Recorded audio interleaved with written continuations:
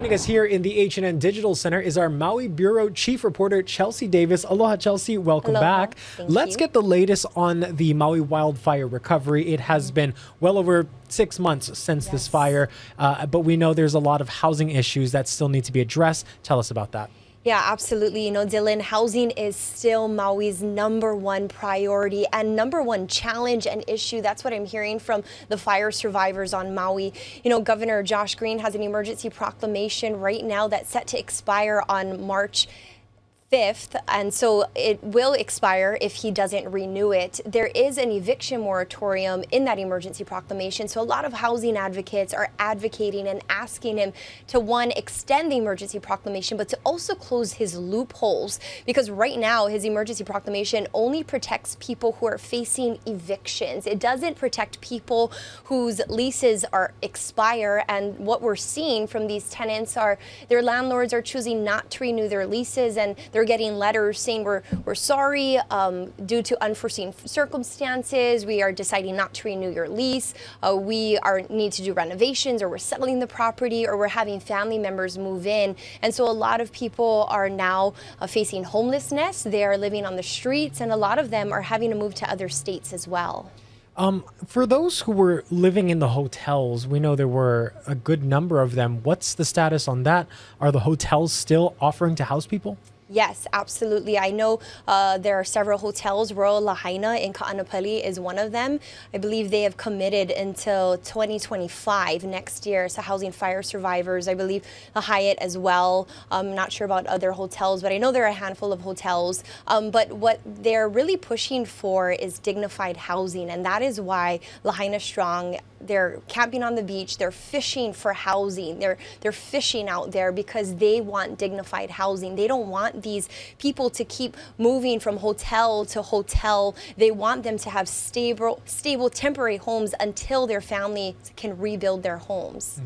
Now, Chelsea, you obviously are a Maui girl. You have been on the ground since this all happened. How has the mood shifted in the last few months?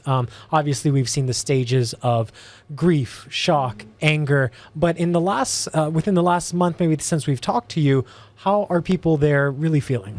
You know, I feel like you mentioned, there are stages of grief. And so I feel like maybe the sadness is not quite there anymore. I mean, of course it's there, but not as prevalent. And so what I'm seeing is that people are moving away from the sadness and the shock of it all. And people are now really starting to get angry and frustrated and fed up. And they feel like government has had enough time to find dignified housing for the fire survivors. And so a lot of them are voicing their concerns and voicing their opinions, attending these community meetings and letting the mayor, governor, council members, really anybody who will listen, anybody in the position of authority and has the position to do something about it, to get them housing and get them housing now.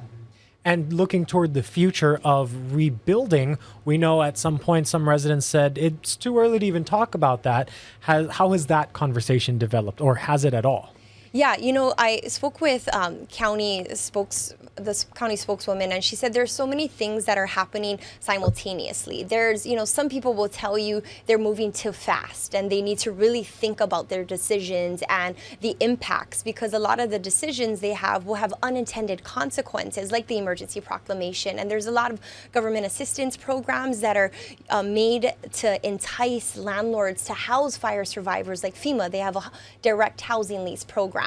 And also the county, they're offering a tax break program for landlords to house these fire victims. But what they're finding is that landlords are kicking their current tenants out just to house fire survivors so they can get more money from FEMA, or they can get a tax break from the county. So definitely, on one hand, you have people saying, hold on, slow down, think this through, and think the unintended consequences too. But there's also a large group of people who are saying, this is all happening too slow and we need to act sooner and decisions need to be made faster. Well, sounds like we definitely need to find a balance in this going forward. Our Maui Bureau Chief Reporter, Chelsea Davis, joining us here in the H&N Digital Center. Chelsea, thank you so much. Thank you.